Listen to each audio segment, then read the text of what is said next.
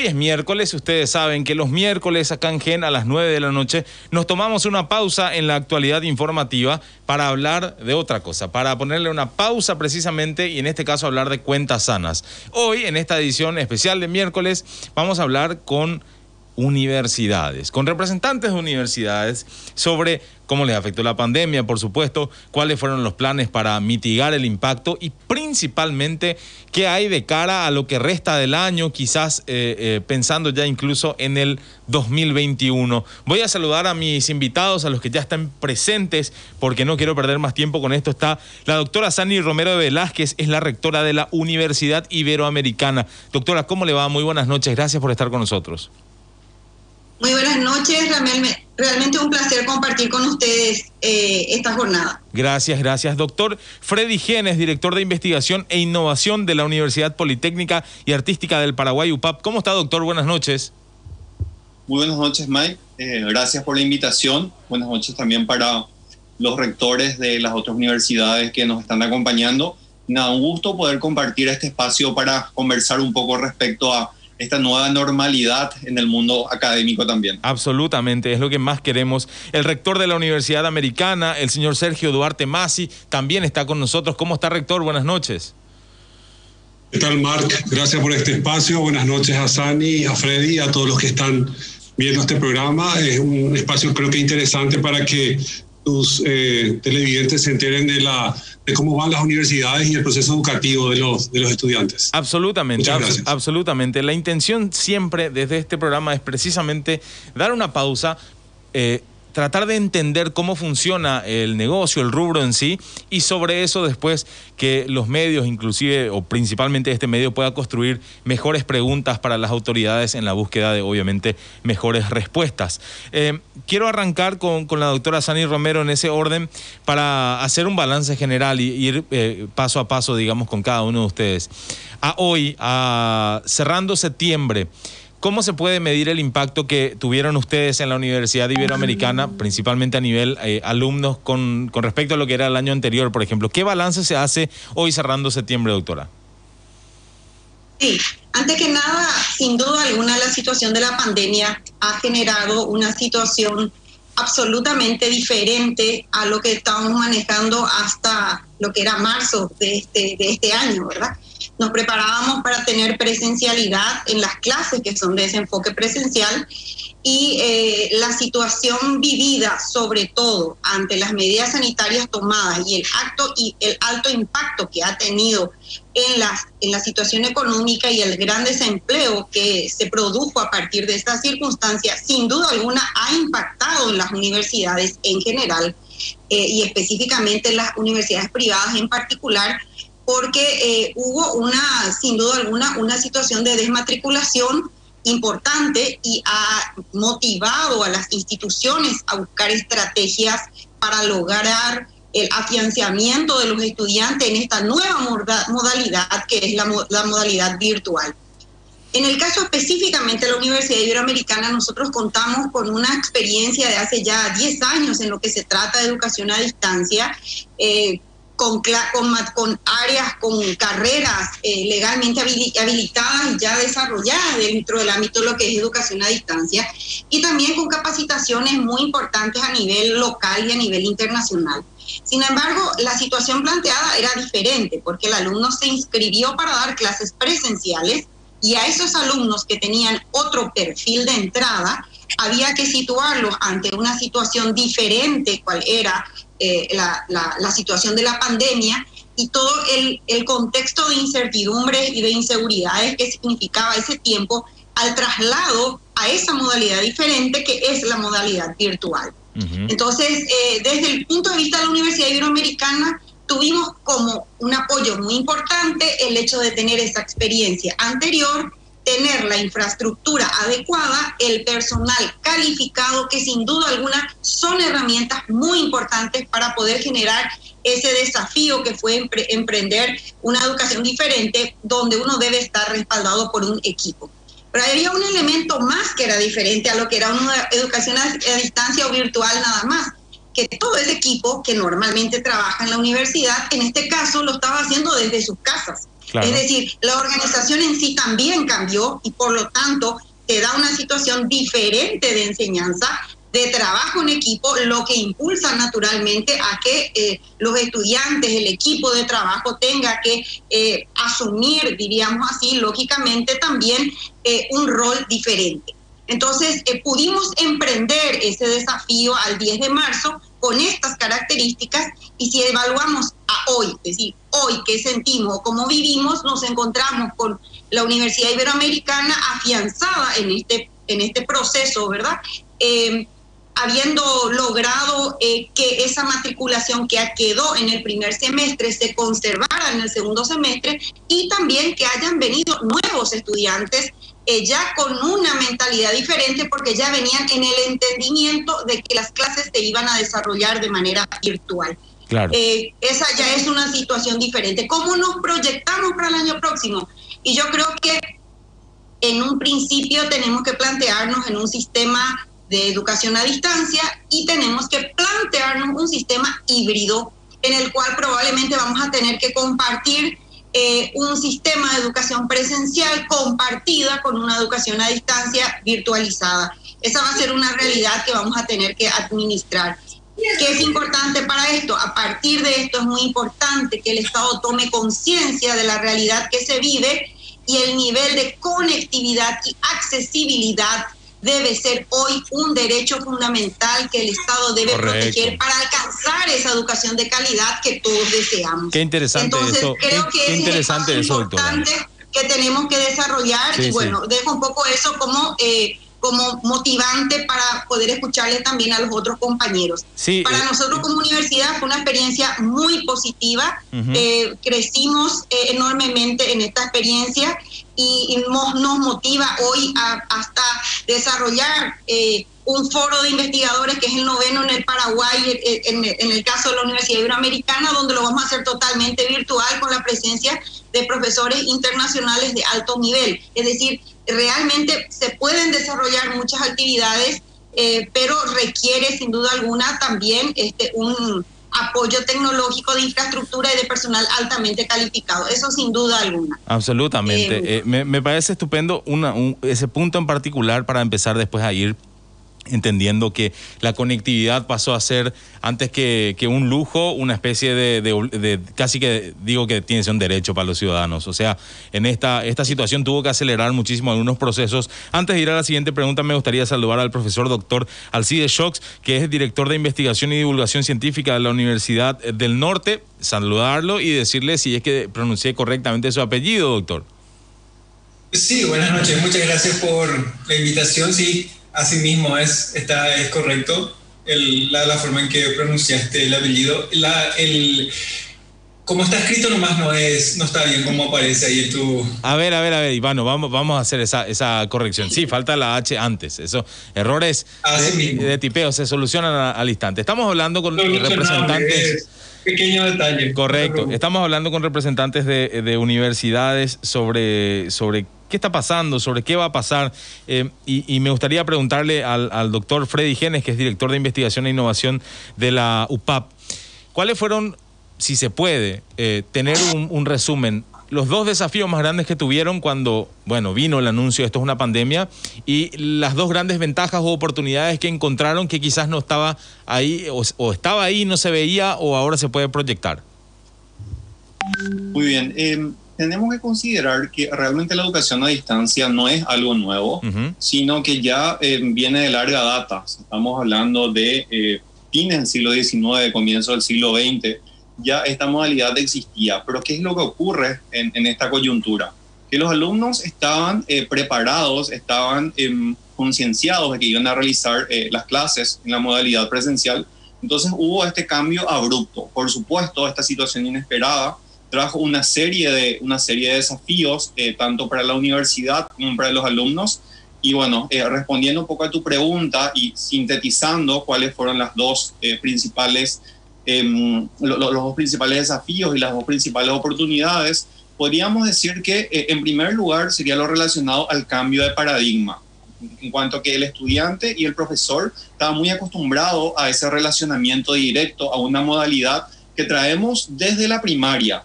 Entonces, que se nos cambie de la noche a la mañana, bueno, eso implica, por supuesto, un cambio bastante grande y un desafío bastante importante para ambos sectores. Y por otro lado, la cuestión económica, que empezó a afectar, por supuesto, que a todos los sectores. El sector educativo no es la excepción. La mayoría de los estudiantes trabajan para poder costear sus estudios. Un tercer factor podríamos también considerarlo relacionado a los problemas de conectividad en Paraguay en general.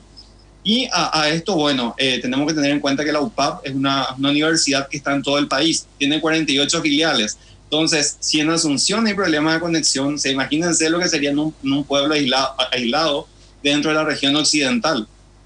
Respecto a los aspectos positivos, bueno, la educación a distancia, en este caso ya estamos hablando del e-learning, que es una de las formas de educación a distancia, lo que permite es mucha más democracia al momento de acceso a la educación, ya que hoy por hoy se uniforma la calidad de los profesores, se uniforma el acceso o el tipo de contenido al cual tienen la posibilidad de acceder y de utilizar todos los estudiantes. Entonces eso hace que la educación en sí sea mucho más uniforme. Por otro lado, también un gran beneficio que trae esto es que de alguna manera todos nos estamos digitalizando, ¿verdad? Se habla desde la ciencia que este cambio tan abrupto que trajo la pandemia representa por lo menos un salto de por lo menos 5 años en materia de digitalización. Entonces, nuestros alumnos a partir de ahora van a estar mucho más capacitados, mucho más fortalecidos para poder hacer uso de las herramientas que los tiempos modernos nos dan en materia de educación.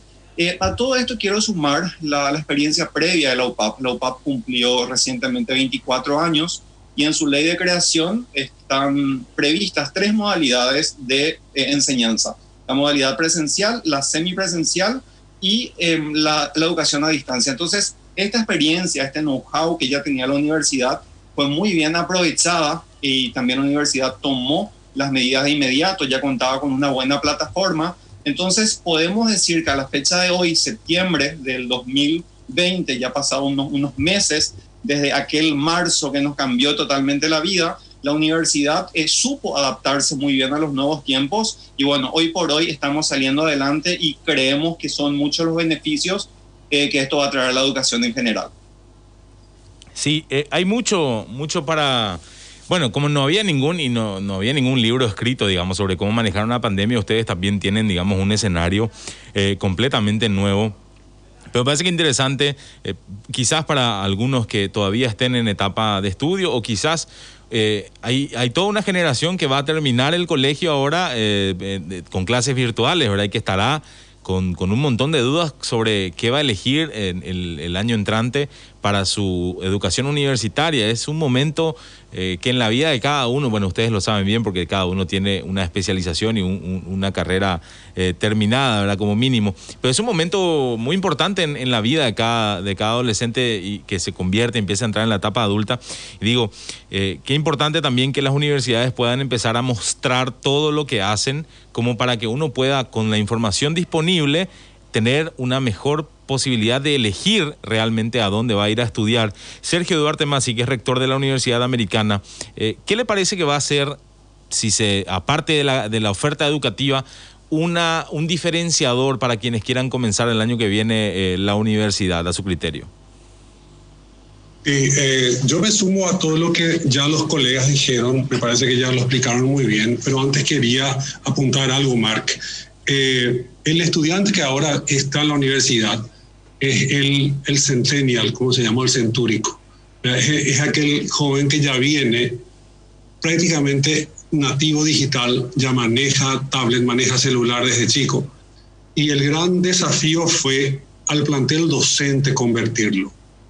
Eso fue un punto determinante y tal vez el docente haya sido la estrella de este proceso, y eso quiero agradecer a todos los docentes míos de la universidad y también creo que a los que están, de los rectores que están hoy presentes, porque lograron que el proceso no pare, Mark. Es increíble. Hemos logrado en 5 días convertir a un nuevo diseño instruccional todo aquello que era presencial. Eso es inédito. Y también eso hemos logrado aquellas universidades, como lo dijo Sani, que ya venimos más de una década explorando y fortaleciéndonos en este tema de educación virtual. Son 4 patas importantes para que esto suceda y suceda bien en una universidad. La pata tecnológica es mucha inversión.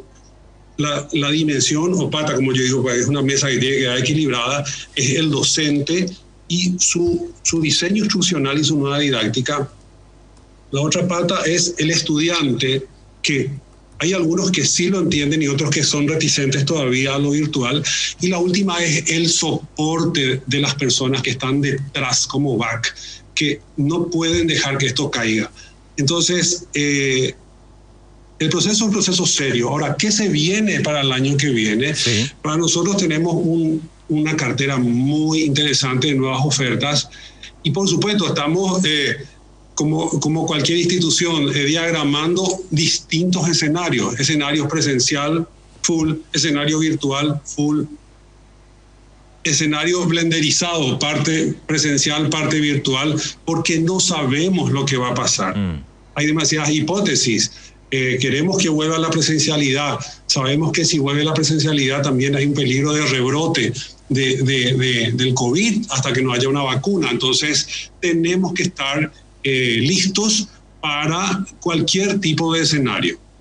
Lo hemos logrado. Nosotros terminamos el periodo lectivo con aproximadamente 70.000 horas de videoconferencias monitoreadas en el Power BI, que son casi unas 1.300 clases transformadas a clases sincrónicas gracias a las plataformas de Teams, de Zoom y toda la estrategia que tenemos. Y eso es un logro muy, muy fuerte, sobre todo el plantel docente. Por eso quiero repetir que son las estrellas de todo este proceso.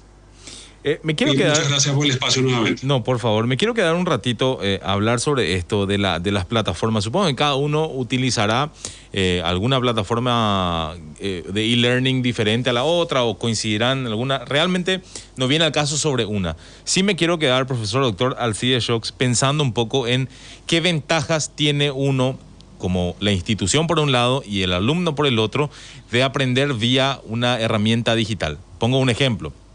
A mí me toca tener un niño en edad escolar, todavía muy chico, pero ya avanzando. Y las herramientas, cuando uno como padre después empieza a mirar, te encontrás con una serie de datos que te genera sobre dónde el tiempo transcurrido, la velocidad de reacción, dónde está un poco más flojo, dónde está más fuerte. O sea, eso que, digamos, los niños están empezando a crecer con eso. ¿En las universidades también se evalúa desde ese lugar o simplemente se pasó la clase clásica a una virtual? Bueno, realmente no es posible hacer una traducción directa de lo que es una clase presencial a lo que es una modalidad virtual, porque estamos hablando de dos modos distintos del proceso de enseñanza-aprendizaje. Eso fue uno de los desafíos que tuvimos justamente porque cuando nosotros empezamos el desarrollo de nuestro programa académico, de todos nuestros programas académicos, el plan que teníamos era desarrollar esas actividades presencialmente. Cuando tuvimos que adaptar esto, no pudimos hacer una traducción total porque todos los contenidos no pueden ser desarrollados que se tienen de manera presencial, no pueden ser desarrollados a distancia. De hecho, el escenario en el que tuvimos que adaptarnos no era el óptimo porque tuvimos que hacer muchos cambios que probablemente no hubiesen sido los que hubiésemos hecho si es que tendríamos que haber decidido desde el principio por una u otra modalidad. Cuando nosotros planificamos una actividad educativa, tenemos que definir cuál es la forma en que vamos a entregar esa actividad educativa, que vamos a desarrollar esa actividad educativa. Hacer un cambio brusco de una actividad presencial a una actividad a distancia va necesariamente a asociarse a una pérdida de la información, una pérdida de la accesibilidad y de qué tan efectivamente podemos llegar a desarrollar nuestro programa académico. Dejando en claro eso, sí hay ciertas ventajas en la forma en que se desarrolla esta actividad y nos permite hacer un control del desarrollo de las actividades y los programas que no podemos hacer muchas veces desde el punto de vista presencial. Algo que no es evidente es que el desarrollar una actividad a distancia requiere mucho más participación, requiere mucho más estructuración por parte del plantel docente y por parte de la institución en sí, porque no es que el docente simplemente pueda entrar en el aula, un pincel y dar su clase como lo podría hacer de una forma presencial.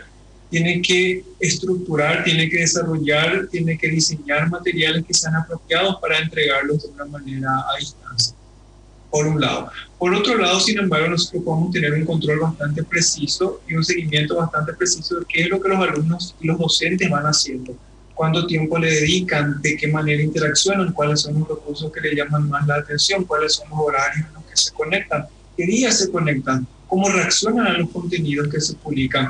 Hay una interactividad mucho mayor que nos permite ir ajustando en tiempo real la forma en que nosotros vamos entregando estos contenidos y desarrollando nuestros programas.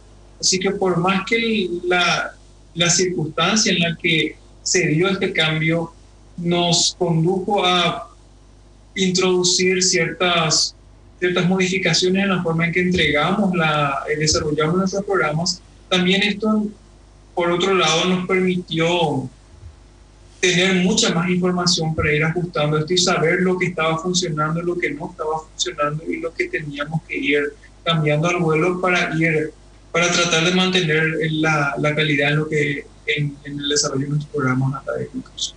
No sé si eso responde la pregunta que me estás planteando. Por supuesto que responde, porque la intención de este programa es escuchar y a tratar de aprender desde la experiencia que han tenido ustedes en un año que le ha resultado difícil al país entero, ¿verdad? Ustedes realmente nos están dando, creo que una buena noticia con respecto a cómo pudieron manejar y de por ahí seguramente siempre habrá algún alumno con alguna duda o algún reclamo, pero lo bueno es saber que del otro lado se están pensando estos avances. Les quiero hacer un ping-pong rápido antes de ir a la primera pausa, después sí vamos a volver con más información, pero sí me gustaría tener brevemente la opinión de ustedes con respecto a esto del aprendizaje electrónico. Uno, ¿cuán importante es para ustedes la seguridad en ese aspecto? Porque hemos visto, por ejemplo, en el caso de las escuelas y los colegios, que han tenido muchas dificultades con respecto a, bueno, usemos Zoom y resulta que no está pagado, no tenemos la certeza de que eso sea privado, se mete a alguien, le roba los datos, los niños están muy expuestos, nuestros datos personales están muy expuestos. Y quisiera saber del 1 al 10 qué importante es para ustedes la seguridad y qué están haciendo para que esas plataformas sí realmente sean seguras. Y segundo, pensando en Internet como comunidad, como que me parece muy interesante marcar también eso. El hecho de tener clases virtuales no quiere decir que son menos horas de clase ni menos atención. De hecho, quizás sea más y quizás se pueda aprovechar más el concepto comunitario de Internet. Sobre estos dos aspectos, ir paso a paso con ustedes. Doctora Sani Romero de Velázquez, sobre estos puntos en específico, ¿qué están haciendo sobre la seguridad y cuán importante puede ser la comunidad de Internet para un crecimiento del aprendizaje de sus alumnos? Sí. En relación a la seguridad, es importante señalar que al principio de la pandemia, las grandes empresas ya de hecho se encontraron con esta situación y estas mismas empresas como Zoom y otras fueron las que encontraron soluciones de seguridad que las universidades, en este caso en la Iberoamericana, han buscado estrategias, asegurado su sistema para lograr en lo máximo que se pueda alcanzar esa seguridad tan deseada, ¿verdad? Esa sería la respuesta para no alargar mucho la pregunta. Sí, siempre uno está expuesto y en mucho más abierto en el tiempo y en el espacio con un sistema como este. Es muy diferente dar una clase en 4 paredes encerrada que dar una clase en estas condiciones, evidentemente. Pero sí se han tomado las medidas que hagan posible darle el soporte de seguridad necesarios. Por el otro lado, la comunidad de Internet, yo creo que lo más importante, y que es lo que iban diciendo los compañeros, es lograr la autonomía del estudiante, porque como decís muy bien, no es que sean solamente las horas que desarrolla, porque en este sistema de sincrónico y asincrónico determina que el estudiante tiene que ir desarrollando su aprendizaje mucho más de lo que es estar sentado en un aula presencial, sino que él desarrolla, él investiga, él propone, él presenta tareas, realiza trabajos, genera proyectos que son evaluados de una manera interactiva y que compromete mucho más el aprendizaje. Eso lleva a la formación de profesionales con una mayor autonomía, que buscamos muchísimo la presencialidad y que nos cuesta, porque salimos de un sistema, como decía Paulo Freire, bancario, en el cual el alumno está sentado recibiendo información, a generar un alumno que produce información, que genera conocimiento, que produce cambio en su propio sistema de aprendizaje. Esa es la gran diferencia. Yo creo que eso es lo que más nos costó a los que hemos pasado de la presencialidad a este sistema, porque evidentemente nuestros alumnos en general, no solamente en Paraguay, sino en el mundo se ha dado esta situación, lo que hace cobrar al estudiante al término de la carrera mayor madurez, capaz de tomar decisiones, de asumir riesgos y generar esa formación del teletrabajo que hoy es tan importante y que está salvando a muchos países, porque estos estudiantes se han formado de esa manera. O sea, ahí hay un valor agregado muy importante, el hecho de generar una manera de estudiar, de aprender y de producir, que va a responder probablemente en este nuevo tiempo que vivimos. Yo creo que eso es el cambio de la comunidad de Internet, genera sin duda alguna estos espacios, y lo último que agregaría sería que este espacio, que no tiene prácticamente tiempo y no tiene espacio, es una virtualidad, nos permite estar con el mundo y en el mundo. O sea, podemos compartir con clases espejos con otras universidades, con otras instituciones de diferentes países del mundo. Diferentes docentes del mundo están desarrollando clases en este momento en nuestras aulas. Ese proceso de internacionalización se está dando desde la casa del alumno, desde el instrumento que es la virtualidad, y eso permite que el alumno también tenga un horizonte muy diferente, porque lo vincula a una realidad que es más allá de su propio entorno territorial. Entonces yo creo que en ese sentido son experiencias únicas. Y la UNIBE tiene un lema, dice: la UNIBE no para, porque en este caso no para, y juntos podemos más. Es decir, esta tarea es posible mediante el trabajo mancomunado, como bien lo ha dicho el rector Sergio Duarte, del docente, de la institución, de la infraestructura, del personal que está apoyando, y fundamentalmente del alumno. Entonces, genera una visión diferente a lo que es el aprendizaje. Yo creo que ese paso lo hemos dado en forma muy acelerada, y hay un buen grupo de estudiantes y de egresados ya con este sistema, tanto en lo que es nivel medio como en la universidad, que pasando por este proceso estoy segura que van a producir cambios en el ámbito de la producción nacional también, y lógicamente de la producción de conocimiento. Doctor Freddy Genes, ¿su opinión sobre este tema en específico? Yo quiero volver a traer a colación lo dicho recientemente por el rector Sergio Duarte, de las 4 patas que hacen a la eficacia de este sistema de educación virtual, y donde muy bien él hacía mención a que una de esas patas justamente era el factor tecnológico. En ese punto es sumamente importante que las plataformas que se utilicen otorguen la seguridad necesaria, por un lado, y por otro lado también que esas plataformas sean amigables, que sean plataformas intuitivas, a los efectos de que no haga tan difícil esta adaptación.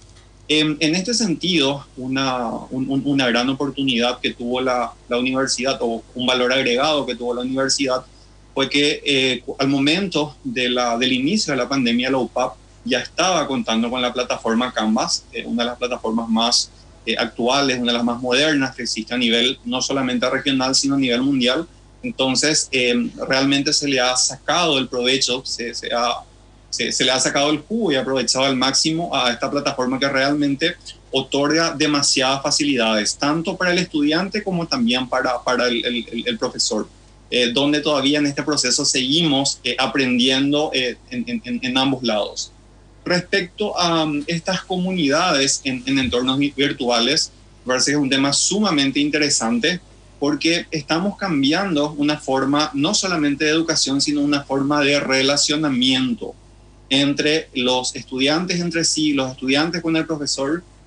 Y me parece muy interesante lo que dijo recientemente la doctora, la rectora de la UNIBE, que esta utilización del e-learning nos está permitiendo crear entornos virtuales, no solamente a nivel local, no solamente de una forma endogámica con nuestros propios estudiantes, sino está facilitando muchísimo el relacionamiento internacional. O sea, la movilidad lo estamos haciendo desde nuestras casas. En ese sentido también quiero destacar que tenemos un convenio con la Universidad Autónoma de Chile, tenemos muchas capacitaciones, muchos cursos con ellos. Entonces, realmente podemos decir que en cuanto a la comunidad en entornos virtuales ha sido sumamente positiva, tanto en el foro interno como también a nivel internacional. Y estamos convencidos de que todavía vamos a sacarle mucho más provecho de lo que hemos sacado hasta ahora, ya que estamos todavía en ese momento de aprendizaje, estamos en este momento de recoger las buenas prácticas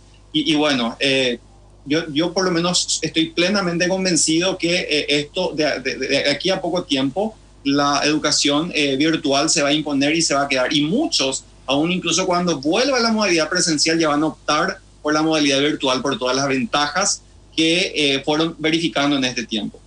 Estamos hablando con representantes de universidades y tenemos más preguntas sobre este tema en específico. Nos está viendo mucha gente que interesada porque, bueno, está en la facultad, está terminando o está avanzando en su carrera y todavía nos queda mucho de qué hablar, pero antes tenemos que hacer una pausa. Estamos hablando con representantes de universidades y le quiero plantear lo siguiente al señor Sergio Duarte Masi, él es rector de la Universidad Americana. A veces cuando hay muchos alumnos, rector, uno tiene que entender que el profesor también, la tarea del docente no se acaba en la clase. Tiene que ir después a corregir, tiene que desarrollar los programas para la siguiente clase, etcétera. Entonces digo, también es un desafío empezar a plantear otros sistemas de análisis y de evaluación más pensados en el crear y no tanto en el responder, porque el responder estando frente a una computadora, una herramienta digital, te da la posibilidad o de copiar o de tener ahí a mano algo, sino que y aprovechar este momento para desarrollar un poco más la cabeza. Tenemos una serie de preguntas y le agradezco mucho al amigo Miguel Ángel Gaspar que me planteó esto, porque es una duda que me parece muy razonable y me encantaría tener su opinión sobre esto. Esto va de la mano de tratar de hablar de manera más favorable de la educación virtual o a distancia, porque está tan a veces negada por la propia sociedad. Genera más oportunidad de ampliación del aprendizaje. ¿A qué yo me refiero? Que con la educación virtual vos podés acceder a simuladores, podés acceder a realidad aumentada, realidad virtual. Usando el Oculus famoso, podés hasta visitar un museo, un laboratorio, sin estar presente ahí. Entonces, la educación tradicional, a la que estamos acostumbrados muchos y varios de los que estamos hoy aquí, porque procedemos de ese estilo, era estar en clase y esperar que el docente, dueño del proceso, nos entregue digeridamente la información y decirnos qué había que estudiar. En cambio, la educación a distancia genera la autogestión, el que el estudiante sea metódico. Imagínate, puede aprender en el lugar donde esté. No hace falta que esté en la universidad, puede estar en su casa, puede estar de viaje, puede estar en su trabajo. Se puede elegir el momento en el cual va a estudiar. O sea que no es que está conectado 24 horas. Él está conectado en los momentos que tiene disponibilidad. Solo con las clases sincrónicas requiere que esté en ese espacio y en ese momento, pero pueden haber clases grabadas y lo puede ver offline. Después, la ventaja es que todas las plataformas ahora son responsivas. Vos podés acceder desde tu teléfono, desde una tablet, desde la computadora, de tu escritorio, desde una laptop. No hace falta ya tener de cualquier interfaz que ahora tenga un paquete o una conectividad. Entonces, lo que sí se requiere, y hablando de lo que habías dejado en el bloque anterior, el tema de la seguridad. Esto tiene que ver con las plataformas que adquirimos. No es lo mismo educar a través de WhatsApp como yo escuché que muchas instituciones hacían, ¿verdad? Eso no es serio. Vos tenés que tener una plataforma tipo Canvas, así como escuché que tiene la OPAP, tenemos nosotros, Moodle, que tienen varias, Blackboard, hay varias para poder elegir. Tenés que tener otra plataforma que sea la plataforma de tu biblioteca virtual. Otra que sea la que te permita este tipo de encuentro que tenemos ahora, el encuentro sincrónico cara a cara. Y luego existe otra plataforma que es para el examen, que ahora existen plataformas donde te hacen la bioseguridad, hacen el escaneo de tu rostro o tu huella digital para corroborar que sos vos el estudiante que está sentado ahí. E incluso siguen tu mirada para darse cuenta si no estás copiando, porque cuando empezás a hacer esto o abrir pantallas de Wikipedia o alguna cuestión donde puedas obtener respuesta, y automáticamente se te congela la operación. Entonces, existen varios mecanismos serios para que esto sea creíble y confiable, ¿verdad? Pero eso también requiere de mucha inversión, o sea que eso no es una cosa simple. Entonces, quería sacar este punto, ¿verdad? Y creo que, no sé si respondí a lo que me habías preguntado. Absolutamente. Absolutamente, okay. Y es muy interesante ver eso porque digo, también hay gente que estará con cierta preocupación porque a veces le pasa a los padres incluso, ¿verdad? Que te dicen ¿qué estás haciendo frente a la computadora? No hay como una garantía, como si hay la garantía o por lo menos hay esa seguridad de cuando alguien dice se fue al aula o lo que sea, ¿verdad? Entonces estas herramientas también le pueden llegar a transmitir cierta tranquilidad. Profesor Dr. Alcides Shocks, en el caso de ustedes en la Uninorte, ¿cómo ha sido su reingeniería, si se quiere, o si la pudieron realizar en este aspecto de cambiar un poco quizás la manera que tengan los chicos de aprender? Bueno, sí, me gustaría también, a pesar de todas, o agregando todas las ventajas que mencionaron a la respuesta positiva que hubo por parte de los docentes y los alumnos a todo este proceso de educación virtual, nosotros también hemos notado muchas desventajas y muchas dificultades en todo este proceso que no habíamos anticipado y que pudimos reconocerlas justamente porque intentamos desarrollar o intentamos aprovechar el uso de las plataformas virtuales para poder mantener el desarrollo de nuestros programas académicos justamente. Nosotros cuando iniciamos este proceso nos topamos con tres grandes dificultades. La primera era la dificultad tecnológica de la plataforma. Nosotros enfocamos nuestra actividad educativa y nuestra oferta de programas principalmente con actividades presenciales. Por lo tanto, no estábamos totalmente preparados para hacer una transición a programas a distancia. Y esto, a pesar de que ya contábamos con una plataforma y con un campus virtual, no en la medida en que lo llegamos a usar. Pudimos escalar y pudimos aprovechar realmente esta plataforma y ampliar la infraestructura, ampliar los recursos para poder alojar todos nuestros programas académicos que planificamos desarrollar durante el semestre.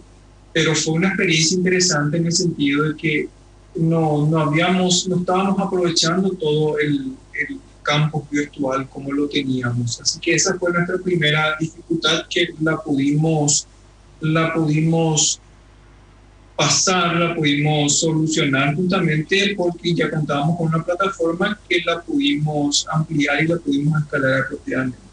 Las otras dos dificultades fueron un poco más idiosincrásicas, ya que no dependían directamente de nosotros. La segunda dificultad fue el hecho de que los programas que nosotros teníamos planificado desarrollar, lo teníamos planificado desarrollar de manera presencial. No podíamos simplemente subir las diapositivas, subir los materiales, porque ese no es el propósito de la educación a distancia. La educación a distancia requiere el diseño específico de materiales que puedan ser entregados y aprovechados de esa forma. Por lo tanto, tuvimos que rediseñar completamente, entrenar a nuestros docentes para que diseñen los materiales de una forma apropiada, porque no podíamos simplemente decirle a los docentes da la clase como si estuvieses haciéndolo presencialmente porque no iba a funcionar. Se requería del diseño específico de materiales. La tercera dificultad que tuvimos tuvo que ver con los alumnos. Y esto es algo que nos llamó también bastante la atención. Los alumnos no estaban preparados para la virtualidad.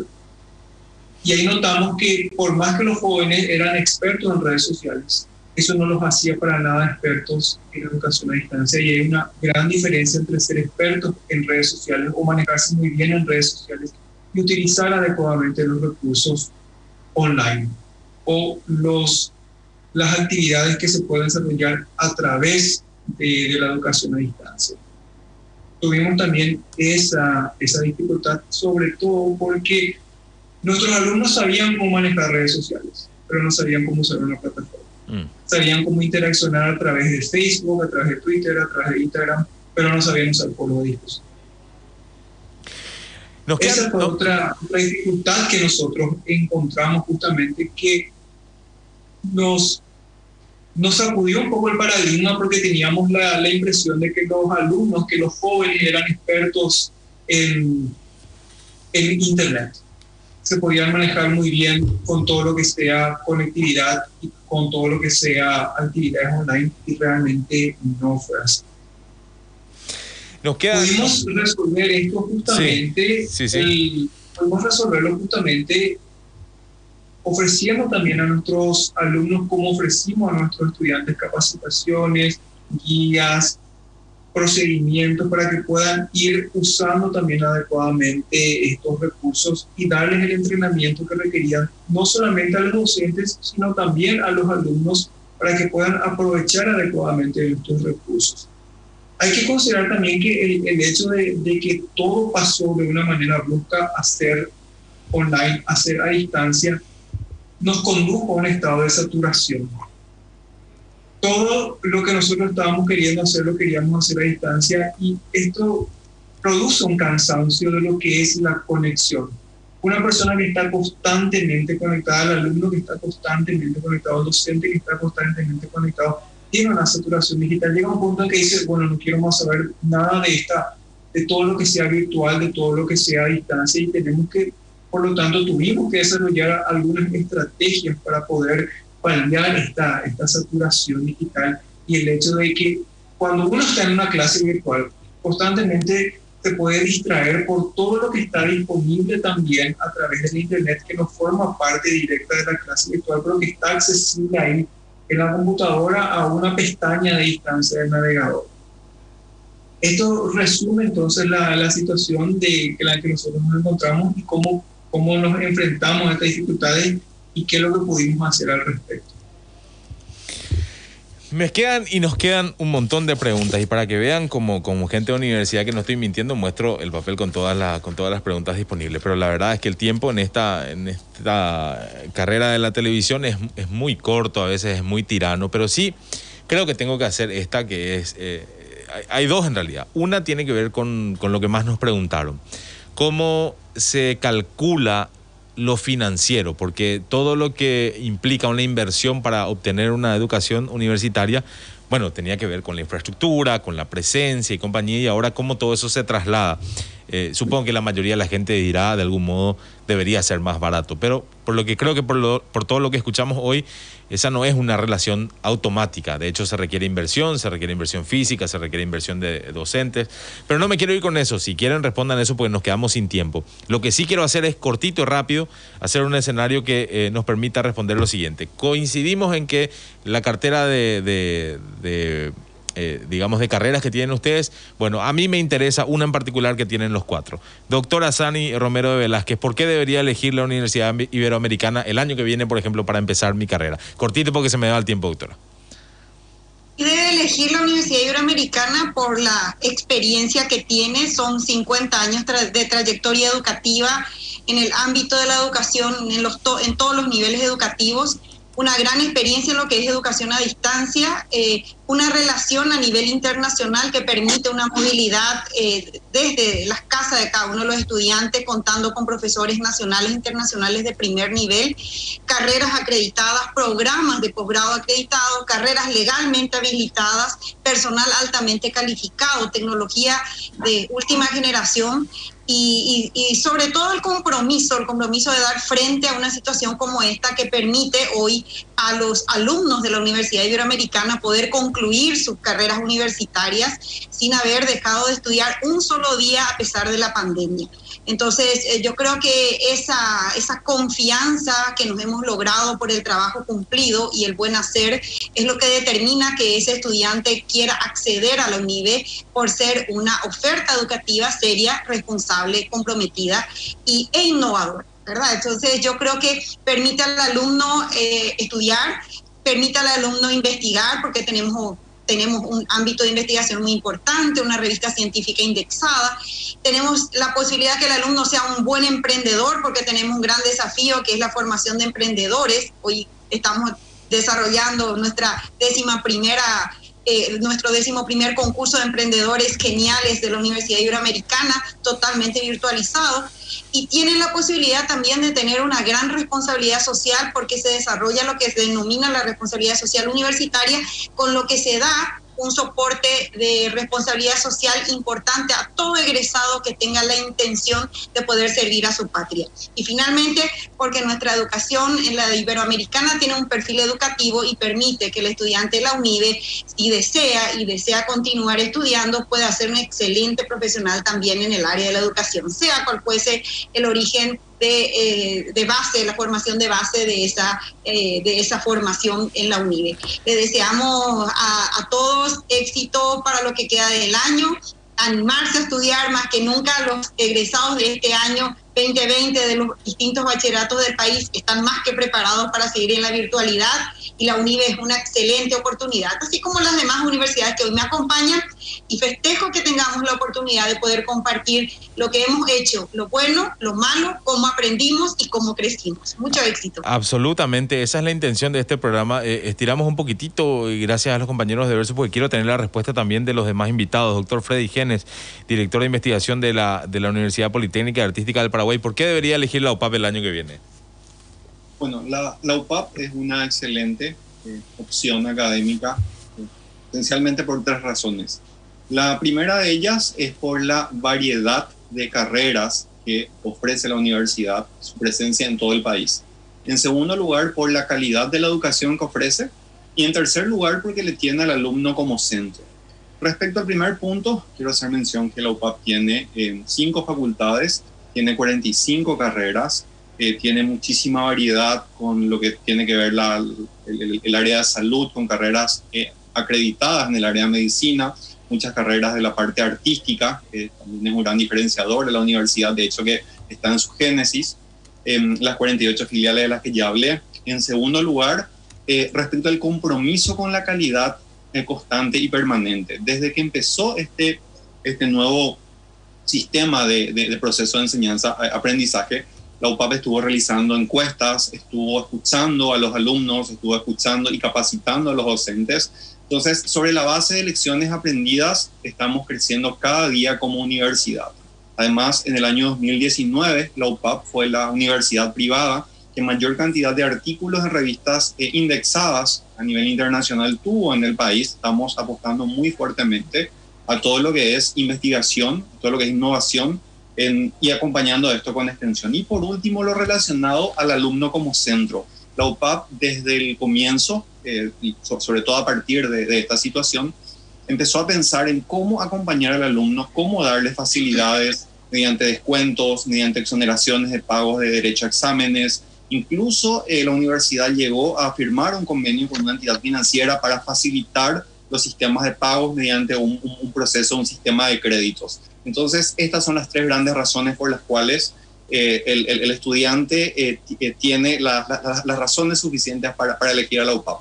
Y bueno, ya cerrando, también quiero aprovechar la oportunidad y agradecer por el espacio a GEN, al programa, a los rectores, al otro director que estuvieron acompañándonos en este tiempo. Realmente ha sido un momento de muchísimo aprendizaje y bueno, esperamos que espacios como estos, donde podamos hablar de educación superior, sean más frecuentes dentro de los medios de comunicación. Ojalá que sí. Yo también quiero, antes de ir terminando con los demás invitados, también agradecerles a ustedes el tiempo como bueno, ex universitario.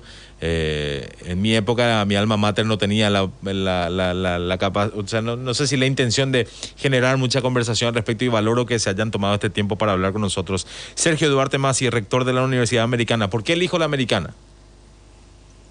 Es muy difícil tu pregunta, Marc, porque todos te vamos a decir maravillas de cada una de nuestras universidades, ¿verdad? Y yo te diría que se pueden inscribir en cualquiera de las que estamos hoy hablando y en otras que también conozco, ¿verdad? Ahora, lo interesante es que lo que estoy viendo que cada universidad se está como especializando en ciertas áreas, y eso es lo interesante.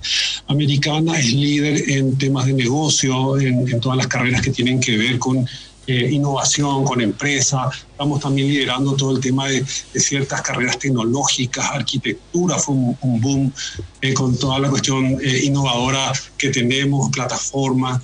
Entonces, más bien es que el estudiante tiene que elegir con aquello con lo cual crea identidad, o su vocación más que nada. Entonces brindamos mucha tecnología, mucha visión internacional, mucha modernidad, mucha perspectiva, y muy fuerte el tema de responsabilidad social también, y el tema de empleabilidad. Me comprometo a tener una próxima conversación. El profesor doctor Alcides Schoch, también muchísimas gracias por su participación. La Uninorte también tiene una gran gama, digamos, de carreras disponibles, y les quiero agradecer a todos el tiempo que se tomaron realmente para conversar con nosotros en esta noche, y me comprometo a que podamos tener una segunda oportunidad en un par de semanas más para hablar directamente de lo que tienen como opción para los estudiantes. Desde ya, repito, el agradecimiento a todos por esta conversación en Cuentas Sanas. Que tengan todos un buen resto de jornada. Hasta el próximo miércoles.